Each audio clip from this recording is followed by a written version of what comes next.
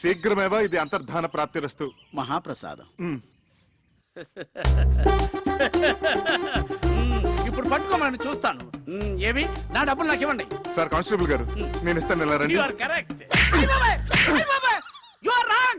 ఒక పోలీసు మీద చేయి చేసుకుంటావు నువ్వు. ఇంకా పోలీస్ ఏంటండి, గోచి పెట్టుకుంటాను. అయినా మీరే కదా ఇందాక నుంచి ఇవ్వండి ఇవ్వండి అని అడిగింది. ఏం సార్? అవును, ఇవ్వమంటే ఇదా? ఎరా చక్రి, వాళ్ళ చేతిలో ఉన్న తంబూరా మిస్ అవటం ఏమిటి, నీ చేతిలో ప్రత్యక్షం అవటం ఏమిటి? ఏమిటా దీని వెనకాలన కదా? అవన్నీ తర్వాత చెప్తాను. నన్ను ఎందుకు అర్జెంట్ గా రమ్మన్నావు? ఎప్పుడో మీ అమ్మకి మాటిచ్చారా, నేను దారిలో పెట్టి నిన్ను ఒక ఇంటివాణ్ణి చేస్తాను అని.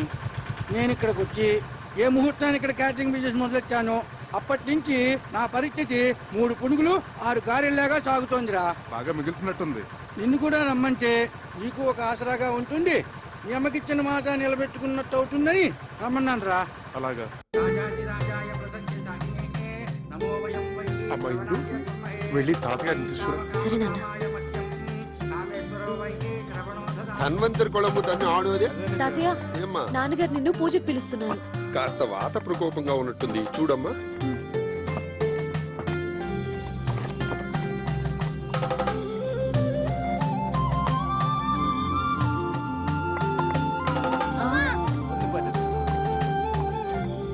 నల్ల విషపండు.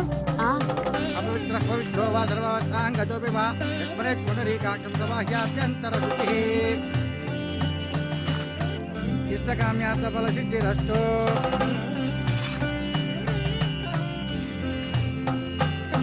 మనోవాంఛా ఫల సిద్ధిరస్తు. రెండన్నా.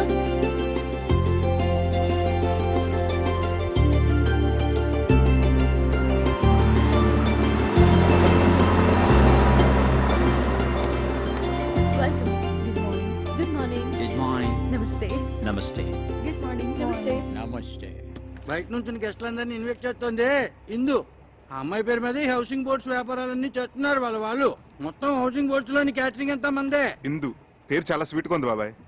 అక్కడే ఆగు, ఇంకా ముందుకెళ్ళకు. బాబాయ్ గారు, మొత్తం 15 టూరిస్ట్. అలాగే. అరే మీరేంటి ఇక్కడ? ఇంతకు ముందే తెలుసమ్మా మా చక్రి. శంకరా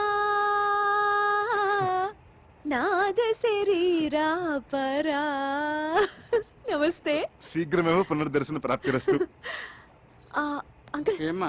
చిన్న రిక్వెస్ట్, గెస్ట్లు ఎంటర్టైన్ చేయడానికి తను తీసుకురండి. సరే సరే సరే. నువ్వేంటో, ఆ గొంతేంటో, ఆ పాఠమేంటో, ఆ అమ్మాయి ఆ చెవులు కోసుకుంటావేంటో.